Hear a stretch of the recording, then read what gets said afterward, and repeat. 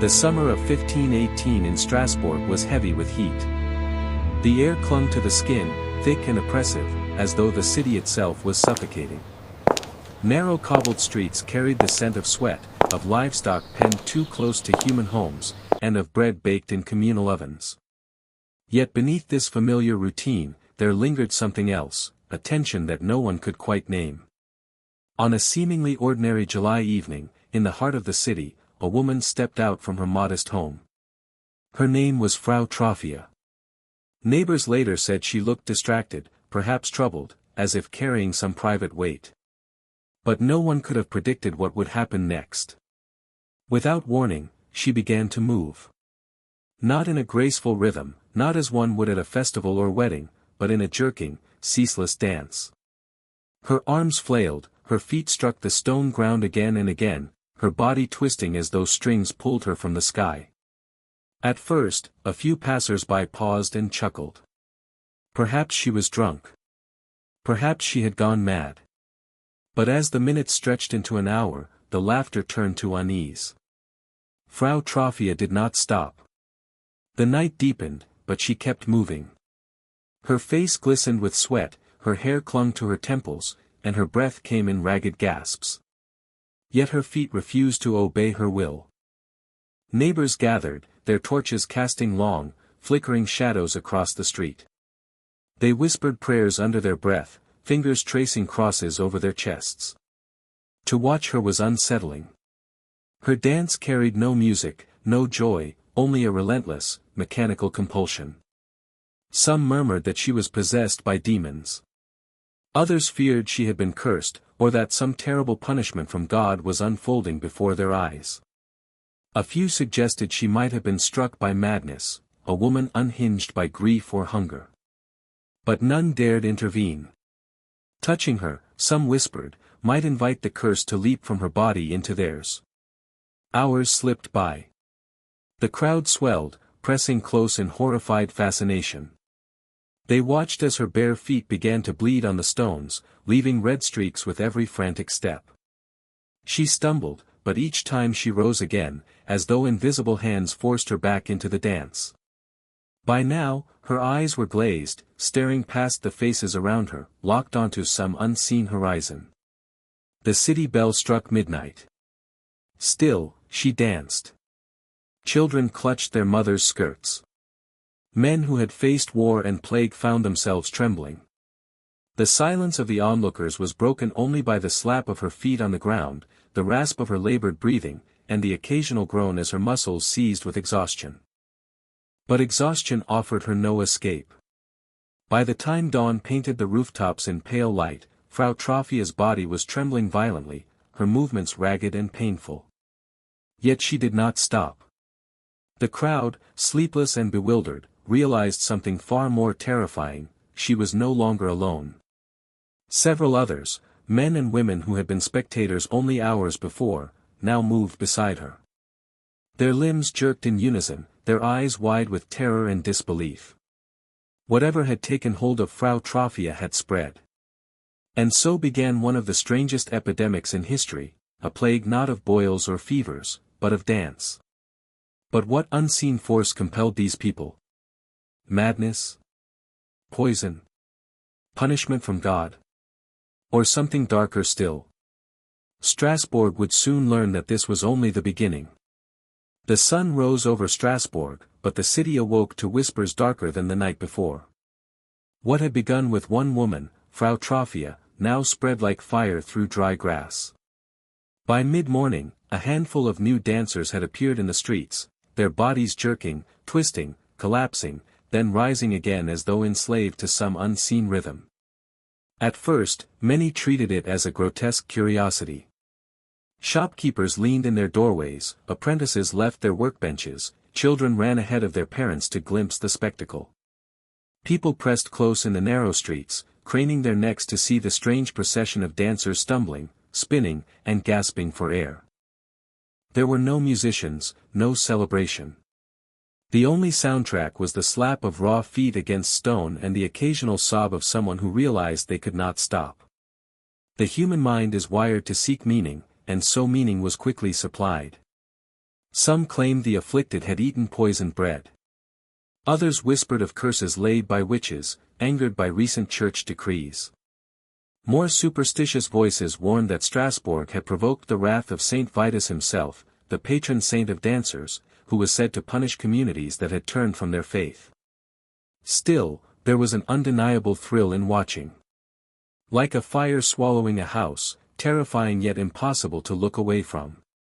Onlookers followed the dancers from street to street, clapping their hands not in joy, but in disbelief. Mothers pulled their children close. Husbands held their wives back, fearful that even a glance too long might invite the affliction into their homes. But curiosity soon turned to fear. By the end of the first week, the number of dancers had swelled to over 50. Men collapsed mid-step, their bodies writhing in exhaustion, only to stagger back upright moments later. Women fell to the ground, their dresses soaked with sweat, their knees scraped raw against stone. Even when blood pooled in their shoes, they carried on, their faces twisted with pain and desperation. Night after night, torches lit the streets as the dancers kept moving.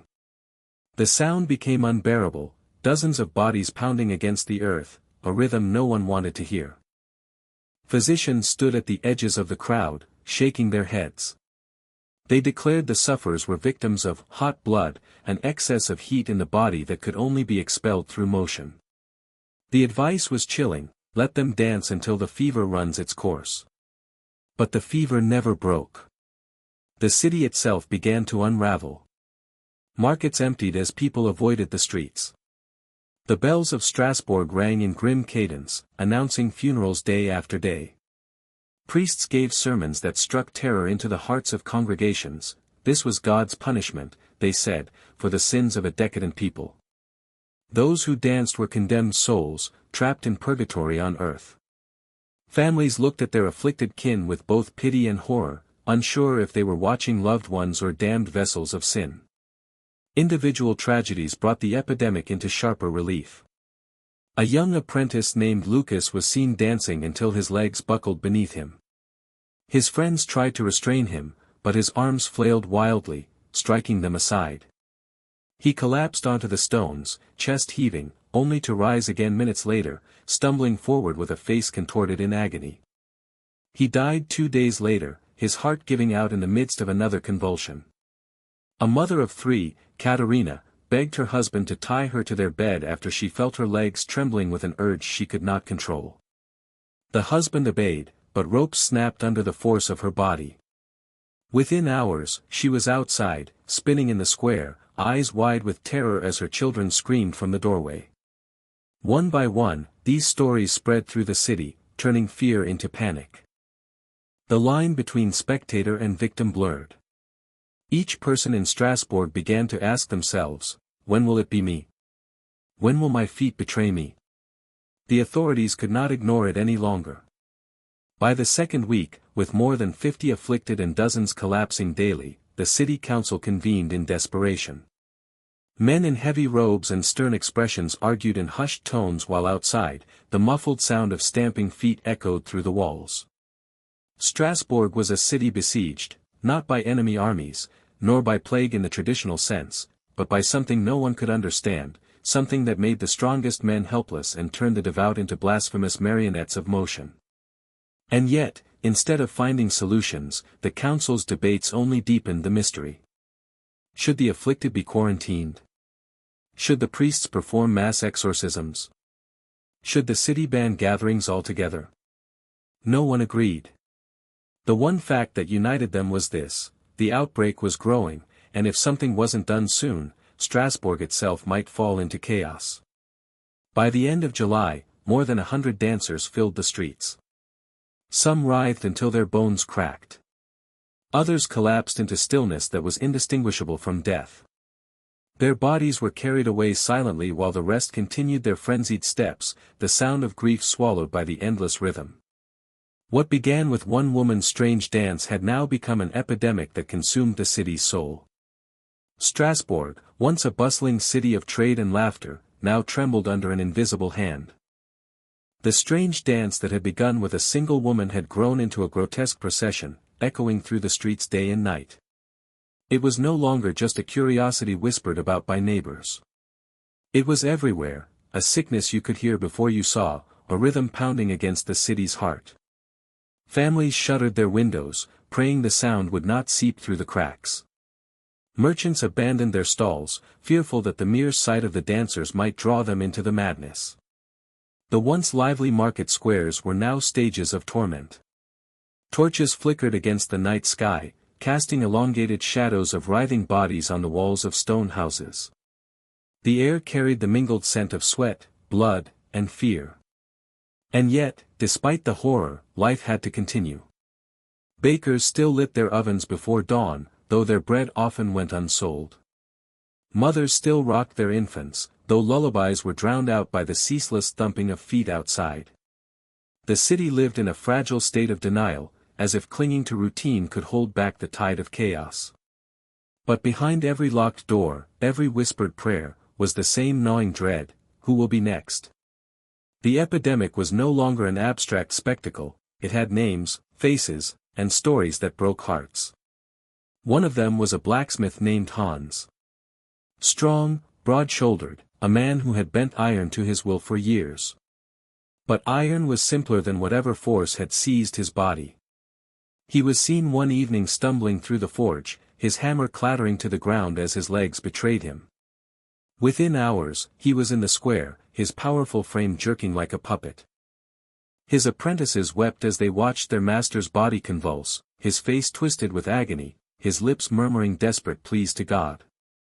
After 3 days, Hans collapsed and did not rise again. His forge went silent, a void in the rhythm of the city. Then there was Greta, a young woman barely 20. She had been engaged to marry in the fall, and her laughter once carried through her street like music. But when the plague touched her, it robbed her not only of laughter but of dignity. Neighbors recalled her fiancé clutching her hands, trying to hold her down as her body bucked against his grip. When she finally slipped free and stumbled into the square, she danced until she collapsed, her wedding ring glinting in the torchlight. Witnesses said she looked like a bride walking toward her grave. Stories like these traveled faster than the dancers themselves.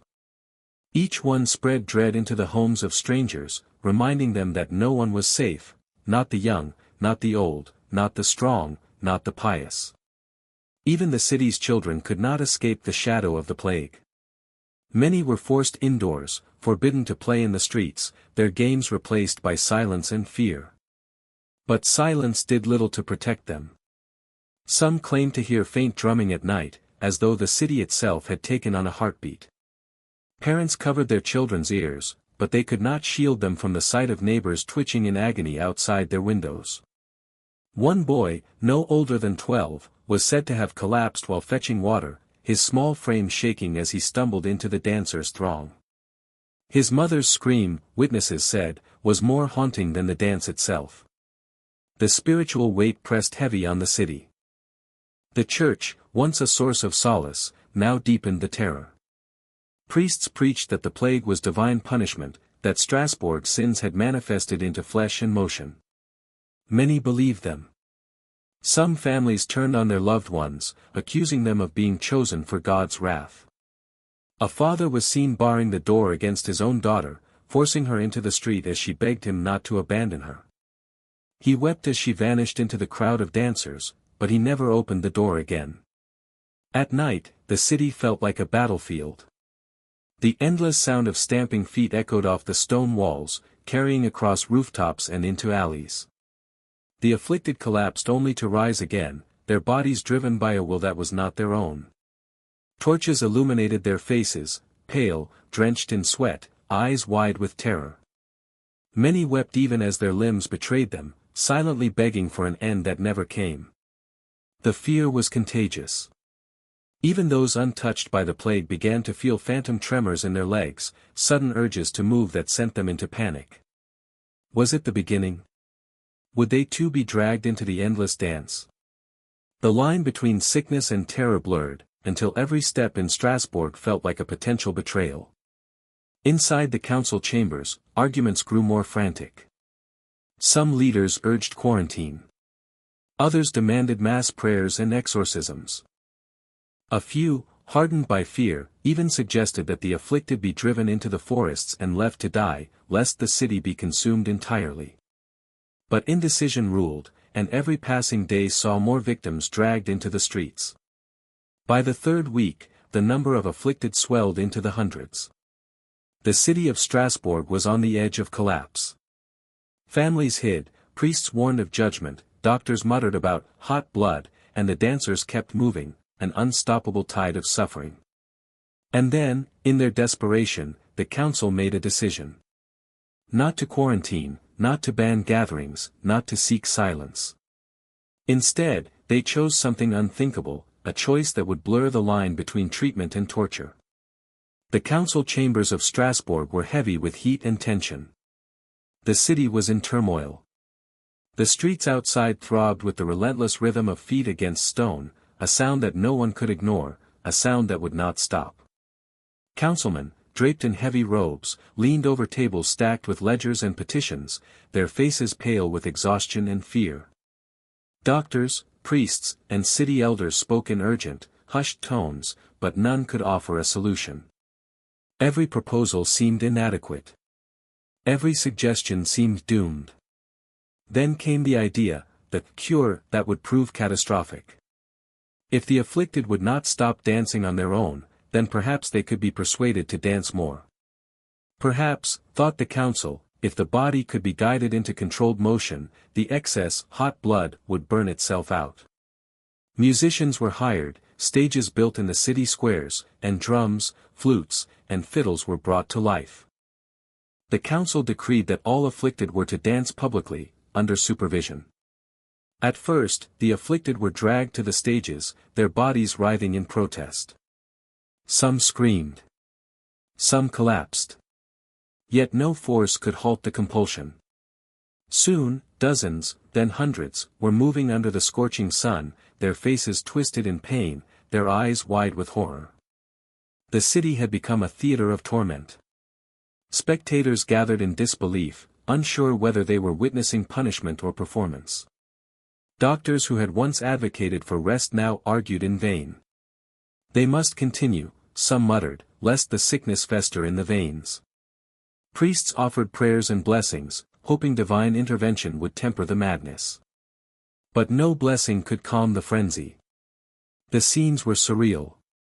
Children clung to their mothers' skirts as their neighbors convulsed on the stone streets.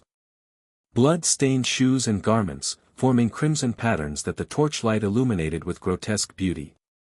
Some victims collapsed into unconsciousness, only to rise again moments later, as if their bodies refused the respite of death. Others danced until their limbs could carry them no further, their muscles torn, hearts strained, and faces pale as snow. Among the victims was a baker named Dietrich. Once strong and jovial, he now moved like a marionette. His hands, calloused from years of kneading dough, flailed as though trying to grasp invisible strings. Onlookers tried to restrain him, but his legs kicked them aside. After hours of motion, he fell, and the crowd realized that his chest heaved not with life, but with the finality of death. Yet the council pressed on, dragging more victims onto the stages, convinced that more dancing would bring a cure. The city's atmosphere shifted from fear to panic, and then to horror.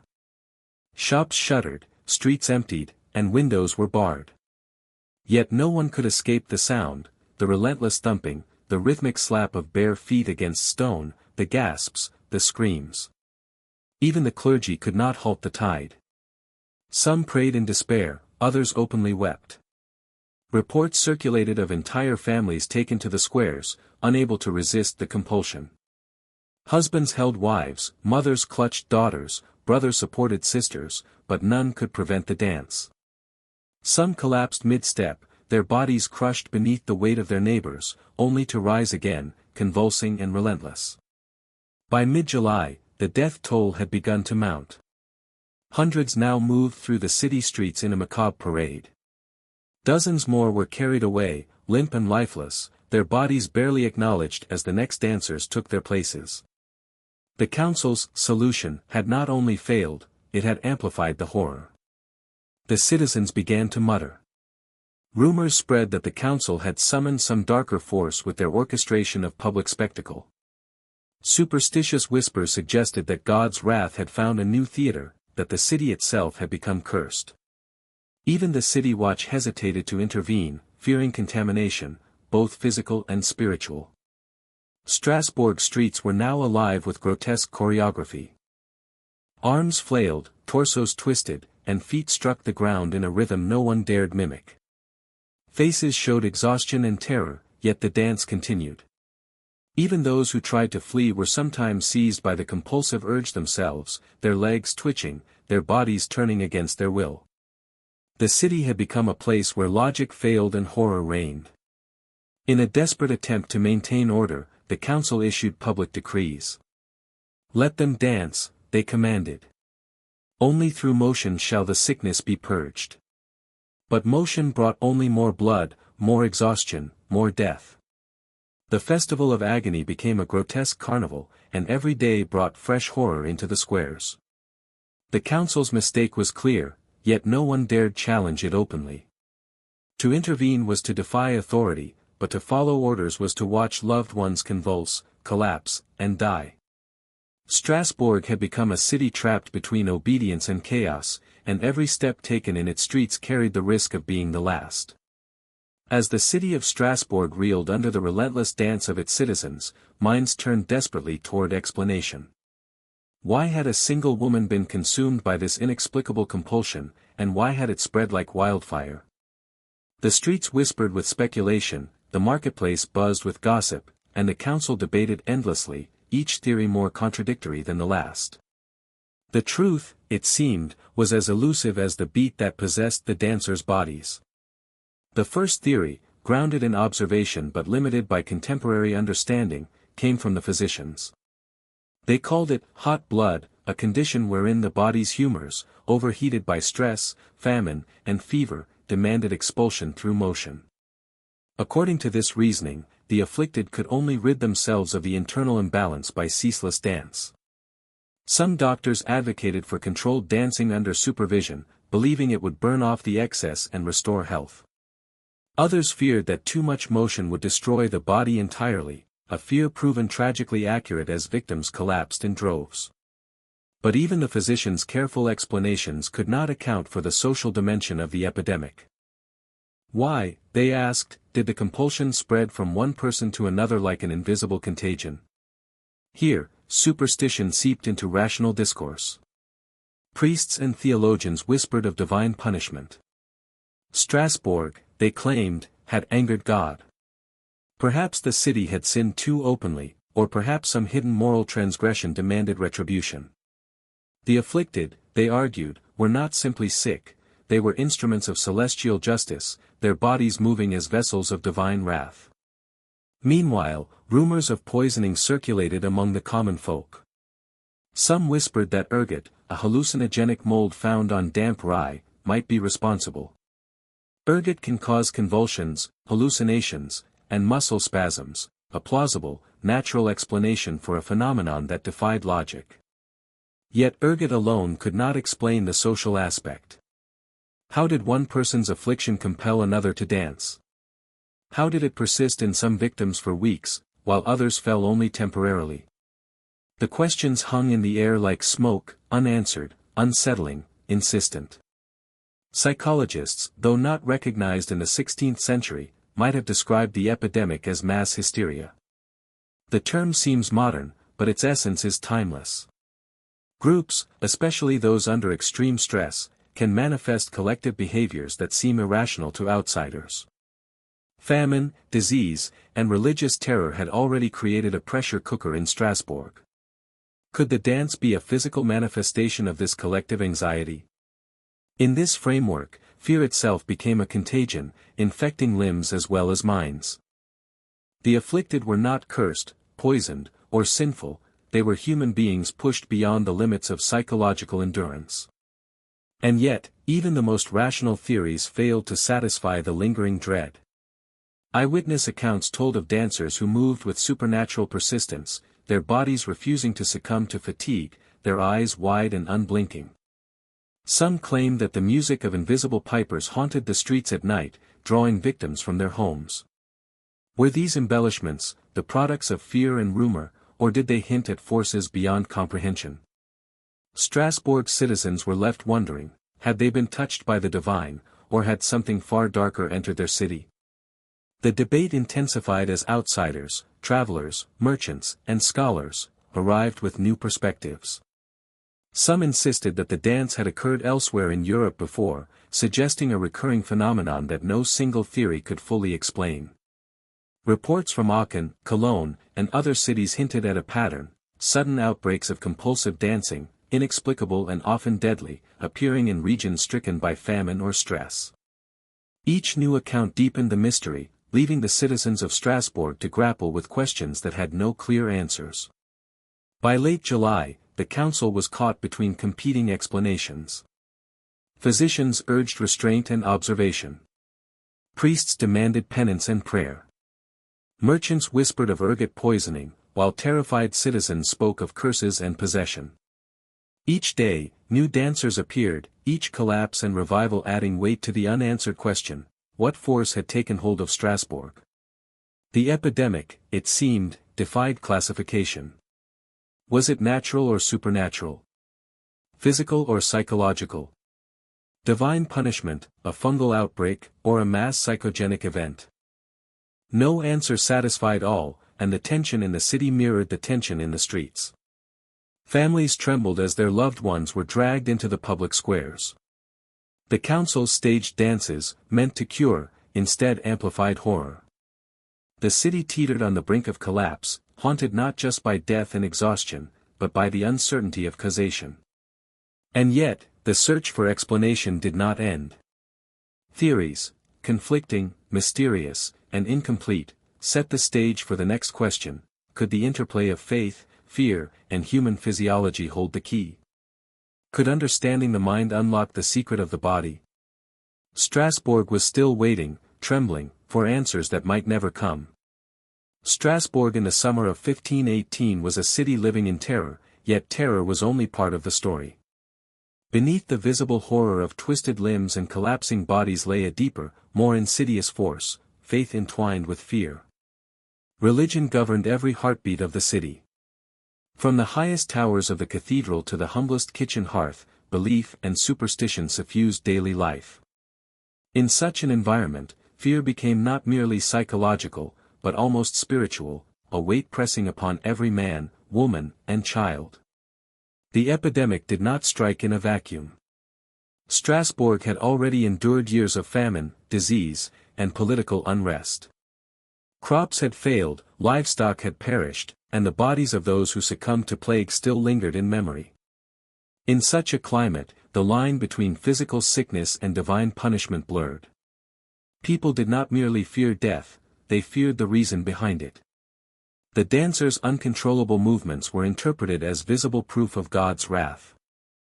Each convulsion, each collapse, became a sermon in motion, a reminder that the city had angered forces beyond comprehension.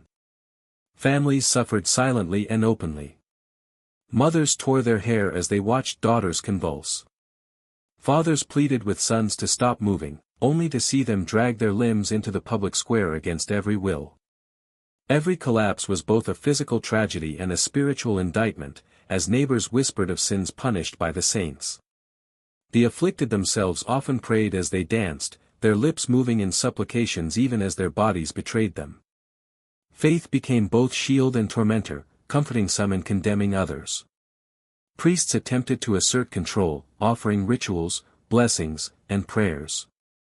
Processions were held in the streets, holy water sprinkled upon the dancers, candles lit for divine intervention. But these gestures were limited against a phenomenon that seemed to mock their authority. For every individual blessed, another fell, and yet another was drawn into the rhythm. Religious fervor intensified the tension: to watch was to bear witness to judgment, to intervene was to risk spiritual contamination. Strasbourg had become a city where belief itself became dangerous. The psychological burden on the population was immense. Fear traveled faster than the dance. Children were confined indoors, but still trembled at the distant sound of stamping feet. Neighbors recoiled at the sight of a friend convulsing, yet could not ignore the compulsion that gripped their own muscles in subtle, horrifying ways. Sleep became impossible for many. Every night brought the same haunting question: will the plague touch me next? Even the city's leaders were not immune. Councilmen awoke at dawn to reports of new dancers, their decisions haunted by the knowledge that their orders had amplified the horror. The moral weight of orchestrating public dances, meant to cure but instead forcing victims to exhaust themselves into collapse, pressed upon them. The fear that divine punishment had compounded their misjudgment loomed like a shadow over every deliberation. The interplay of faith and fear created a feedback loop. The more the city prayed, the more intense the terror became. The afflicted were seen as instruments of divine will, yet their suffering called into question the very mercy of God. Families and friends experienced cognitive dissonance. They loved the dancers, yet believed their condition was proof of sin or possession. Every act of compassion was entangled with dread, every attempt to understand met with horror. Beyond the immediate tragedy, the epidemic revealed the fragility of human psychology under collective stress.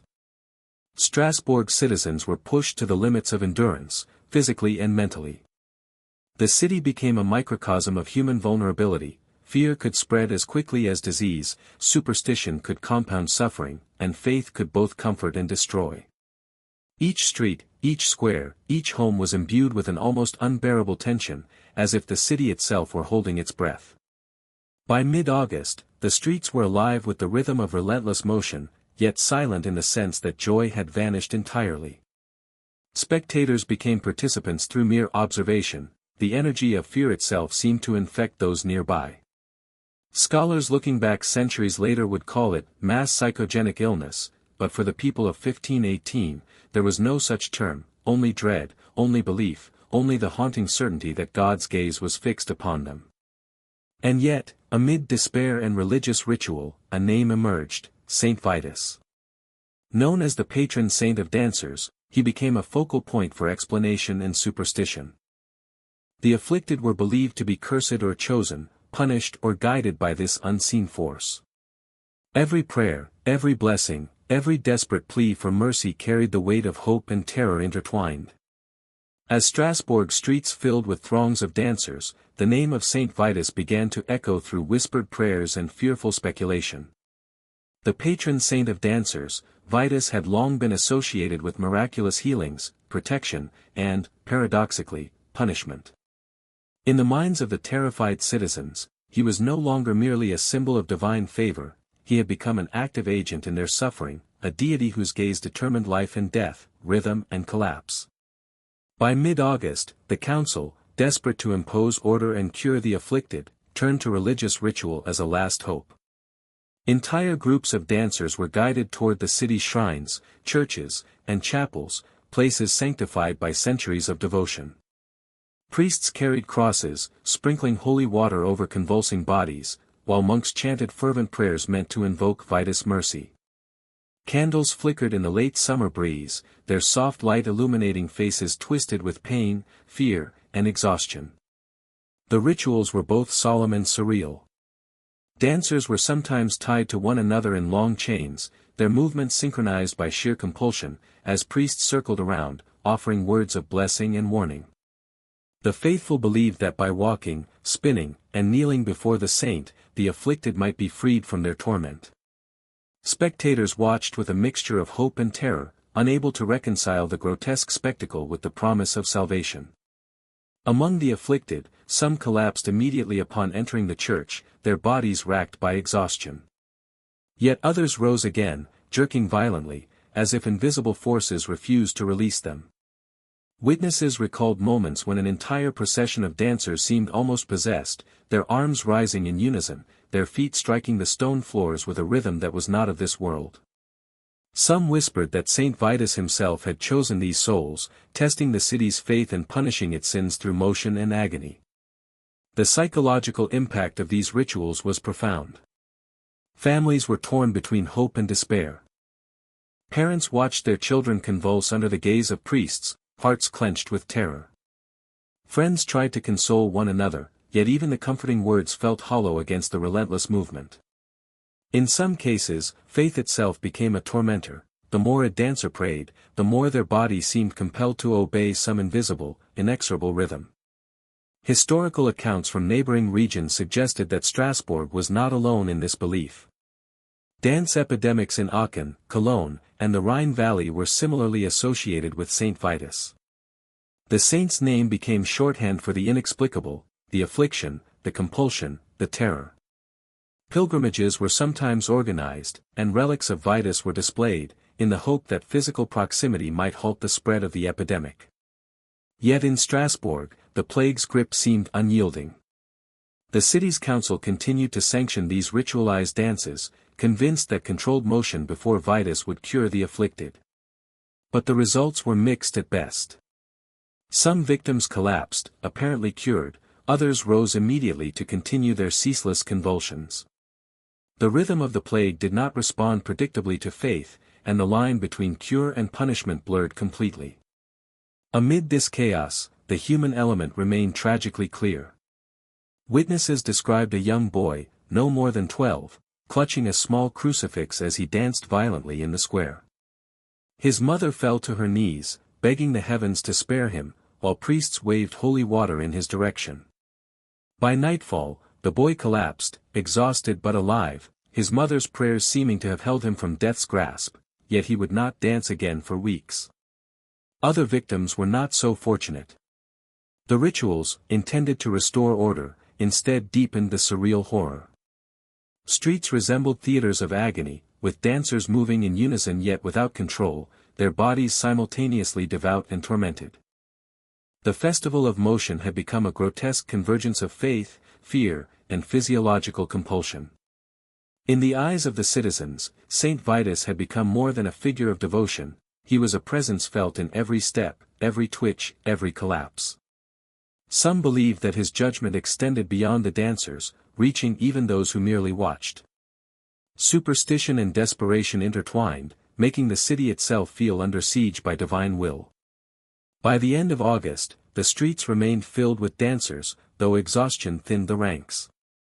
Families and clergy alike began to realize that their rituals might not cure the afflicted entirely, that Saint Vitus' blessing could not undo the physical or psychological forces driving the epidemic.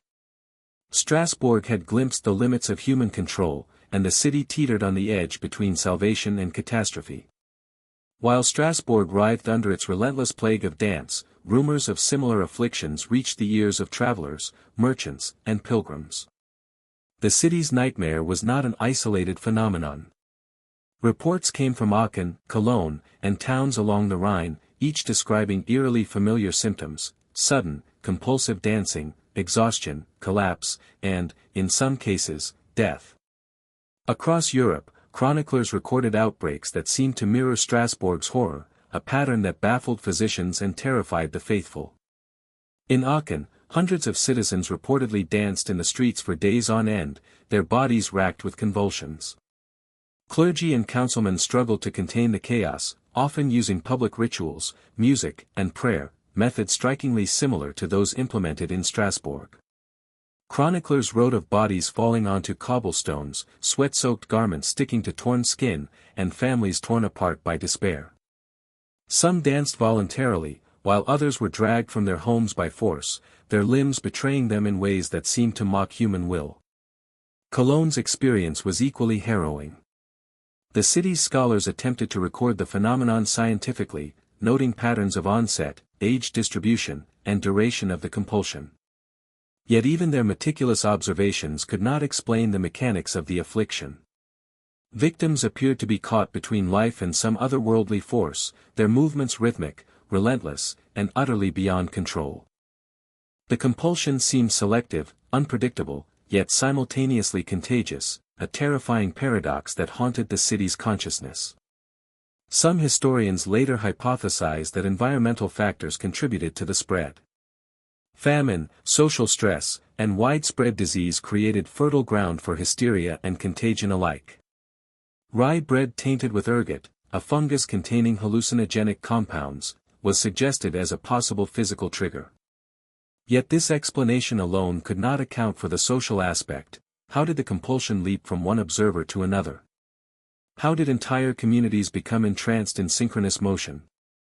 The question lingered, unanswered, casting a shadow over each afflicted town.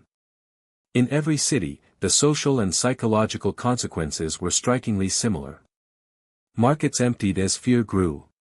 Families hid indoors, praying their loved ones would not be drawn into the streets. Clergy delivered sermons warning of divine judgment. Town councils attempted to impose control, sometimes through cruel measures, sometimes through ritualistic guidance. And everywhere, the sound of stamping feet echoed like a drum of impending doom, a cadence both terrifying and hypnotic. The European scope of the epidemic added layers of dread to Strasbourg's plight. Citizens could no longer believe their suffering was a unique curse, it was part of a broader, inexplicable pattern that suggested forces beyond human understanding. Each new account from distant towns became evidence that the dance was not mere madness or superstition, it was a phenomenon that defied conventional explanation. Travelers and traders who arrived in Strasbourg brought news and fear in equal measure. They spoke of outbreaks that had begun months earlier in distant towns, where the afflicted had danced until collapse, then been carried away by neighbors or left to perish. The tales, often recounted in hushed tones over tavern tables, were enough to chill even the bravest hearts. Strasbourg's citizens realized that their city was merely one node in a network of suffering, linked across Europe by a pattern as mysterious as it was terrifying. The epidemic's reach transformed it from a local catastrophe into a continental puzzle. Scholars, clergy, and city leaders debated not only causation but also implications. Was this divine punishment? A psychological contagion? A fungal outbreak? No theory fully satisfied, and the uncertainty intensified fear. Families became desperate, councils became indecisive, and the afflicted continued to move, dance, and collapse in streets, squares, and public spaces. The haunting lesson across these towns was clear: the human mind and body were fragile, vulnerable not only to disease but to collective fear, stress, and belief. The plague of dance was more than a medical mystery, it was a psychological, spiritual, and social crisis intertwined. Communities realized that understanding the phenomenon required more than observation, it demanded a confrontation with the unknown forces that governed human behavior, mortality, and the delicate balance between reason and terror. By September, Strasbourg was a city transformed. Streets once filled with commerce, laughter, and community had become stages of relentless torment. The dancing plague had claimed hundreds of citizens, and the body count continued to rise with each passing day. Houses were abandoned, markets deserted, and the air carried a suffocating mix of sweat, blood, and fear. Families grieved openly, yet there was little time for mourning, the dance waited for no one. The toll was both physical and psychological. Limbs were torn, muscles cramped to the point of rupture, and hearts strained against exhaustion. Witnesses recalled scenes of bodies collapsing mid-step, only to be dragged upright again by sheer compulsion. Some victims died in the streets, their faces frozen in expressions of terror and disbelief, as neighbors looked on in helpless horror. Others were carried away, sometimes lifeless, sometimes convulsing, their fate uncertain until the next morning. Individual stories reveal the epidemic's grim reality. A blacksmith named Matthias, strong and unyielding in his prime, was seen dancing until his knees gave way. He fell on the cobblestones, but minutes later, he struggled upright again, his face twisted with both pain and a terrifying compulsion. Within hours, he collapsed for the last time, his body too exhausted to obey the strange rhythm. His family buried him quietly, fearing that even public mourning might invite the plague's influence. Children, who could have been spared from the worst of the city's turmoil, were not immune. Young Tomas, barely 10, was reportedly drawn into the square by neighbors who feared their own exposure.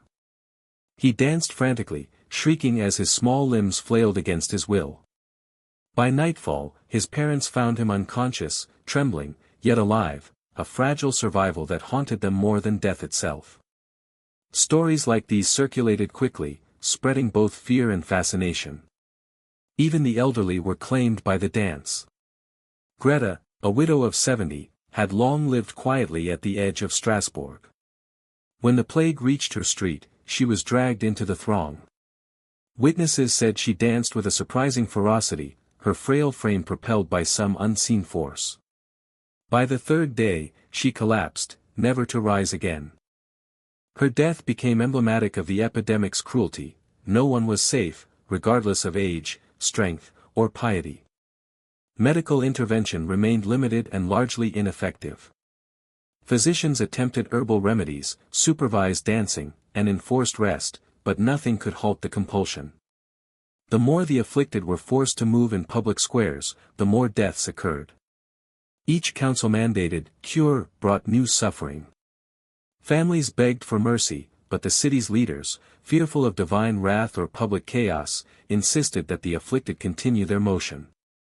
Strasbourg had become a city where obedience could mean death, yet defiance carried equal risk.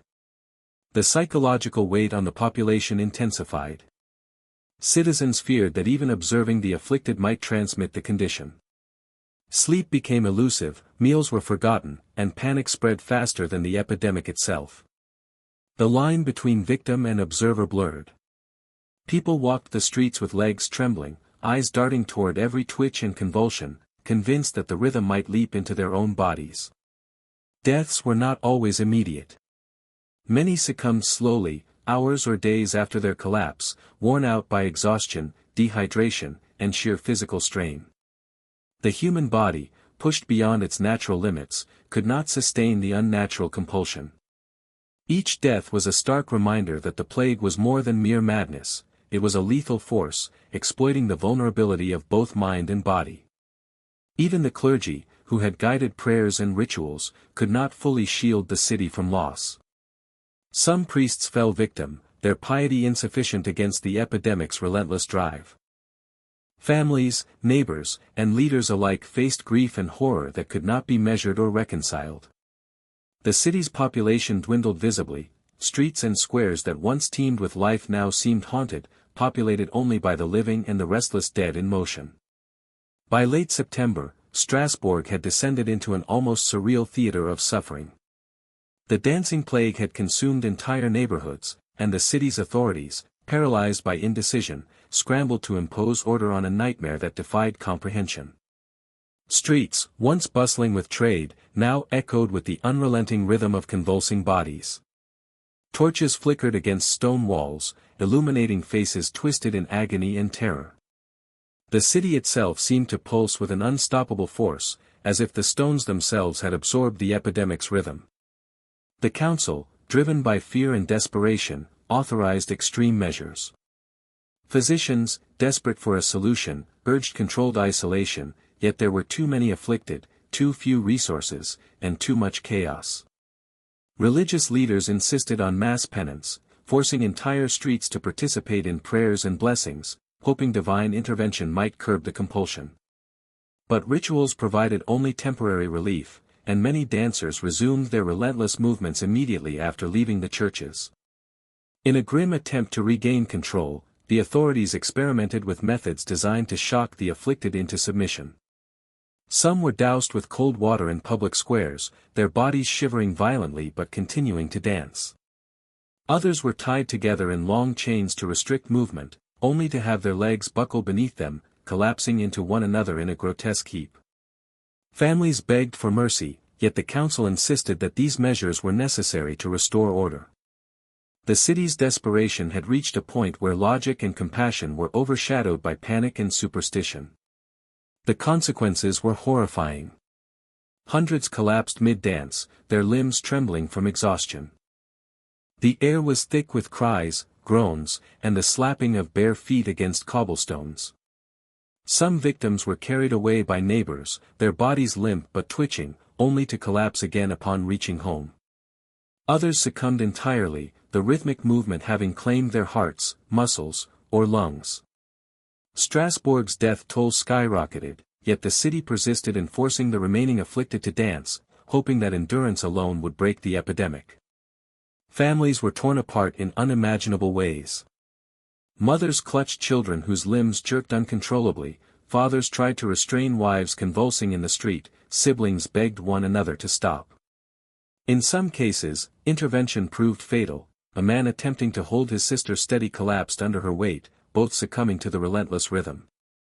Witnesses described streets transformed into stages of chaos, bodies intertwining in motion, despair, and death, a grotesque dance that left no room for reprieve. Even the clergy, whose rituals had been considered the city's last hope, were forced to confront the limits of their faith.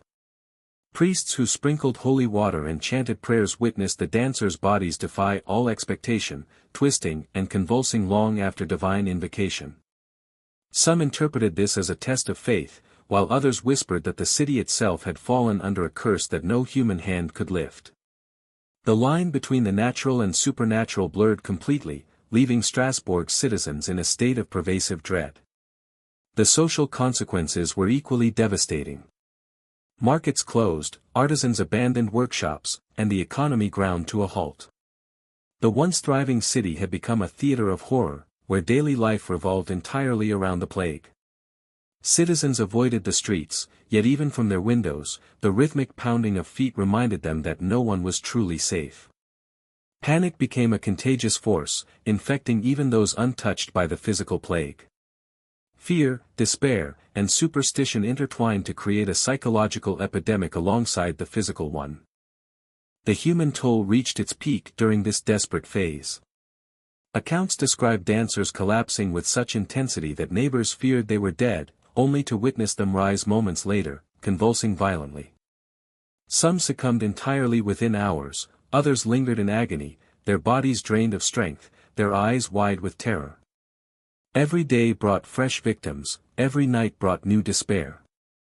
Strasbourg had become a city trapped between life and the grotesque compulsion of its own citizens. In a haunting culmination, even the council realized the futility of their measures. No method, physical, medical, or spiritual, could fully halt the epidemic. The city had become a theater where desperation played alongside inevitability, and every intervention carried both potential salvation and catastrophic failure. Families and authorities alike were forced to reckon with the fact that human control had limits, that fear and compulsion could overwhelm reason, and that the plague's grip extended far beyond the reach of any single hand. By October, Strasbourg was a city forever altered. The dancing plague had finally ebbed, leaving behind streets strewn with debris, abandoned homes, and the lingering echo of countless footsteps. Survivors moved cautiously, their eyes haunted by the memory of the relentless rhythm that had gripped their friends, neighbors, and family members. The city's once vibrant energy had been replaced by a fragile stillness, punctuated only by whispered recollections and the occasional sigh of grief. The death toll was staggering. Hundreds had succumbed to exhaustion, others to sheer terror and the collapse of bodily systems under relentless motion. Families mourned openly, yet even mourning was difficult, for the trauma was not easily reconciled. Children who had survived were forever marked by what they had seen, their innocent play forever replaced with memories of convulsing neighbors and screaming kin. The psychological wounds were as profound as the physical losses, leaving a city struggling to comprehend the scale of its tragedy. Historians later debated the causes of the epidemic.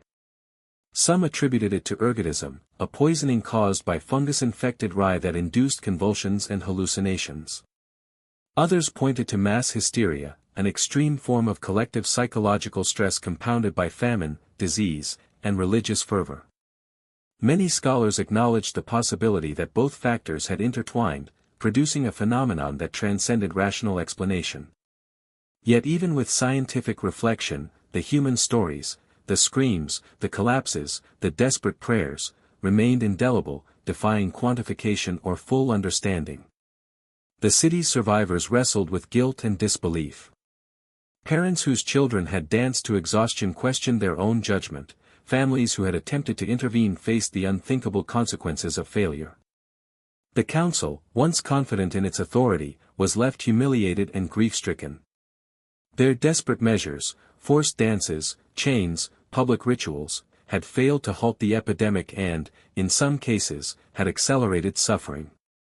Strasbourg had learned a brutal lesson about the limits of human control, the dangers of panic-driven decision-making, and the fragility of social order when confronted with forces beyond comprehension.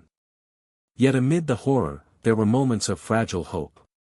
Some victims recovered fully, albeit shaken and forever changed. Communities slowly began to rebuild, reopening markets and re-establishing social norms. Religious institutions reflected on the events, emphasizing both the mercy and the mystery of divine will. Citizens spoke cautiously of the plague, their stories woven into folklore and local legend, carrying the memory of suffering as both cautionary tale and historical testament. The epidemic left an indelible mark on culture and memory. Chroniclers recorded vivid accounts, noting the grotesque choreography of the afflicted and the emotional toll on the population. The city became a case study for later generations of physicians, clergy, and scholars. The dancing plague of Strasbourg was cited alongside other European outbreaks, forming part of a mysterious pattern that would perplex observers for centuries. Through history, it served as a haunting reminder that human bodies and minds are vulnerable to forces both tangible and invisible, and that fear, belief, and compulsion can shape reality as profoundly as any pathogen. Psychologically, the plague revealed the delicate balance between human will and uncontrollable compulsion. Survivors spoke of feeling an irresistible rhythm in their limbs, even after the epidemic had passed, a ghostly echo of the dance that had overtaken their city. The event blurred the lines between disease and psychology, punishment and coincidence, faith and fear. For those who lived through it, the rhythm of the plague never truly ceased, it lingered in memory, in nightmares, and in the collective consciousness of Strasbourg. Strasbourg itself bore the scars. Cobblestones were worn unevenly by the pounding of countless feet. Homes were abandoned, rebuilt and rebuilt again. Streets once lively were now subdued, as if the city itself remembered the tragedy. Yet life persisted, stubborn and slow, testifying to human resilience in the face of incomprehensible suffering. The story of the dancing plague transcends Strasbourg. Across Europe, historians, scientists, and storytellers have sought to understand it, to explain it, and to learn from it. But some mysteries remain unresolved. Was it the fungus on rye? Mass hysteria? Divine punishment? Perhaps it was all of these, or none, a reminder that some events defy full comprehension, existing as haunting echoes of the human condition.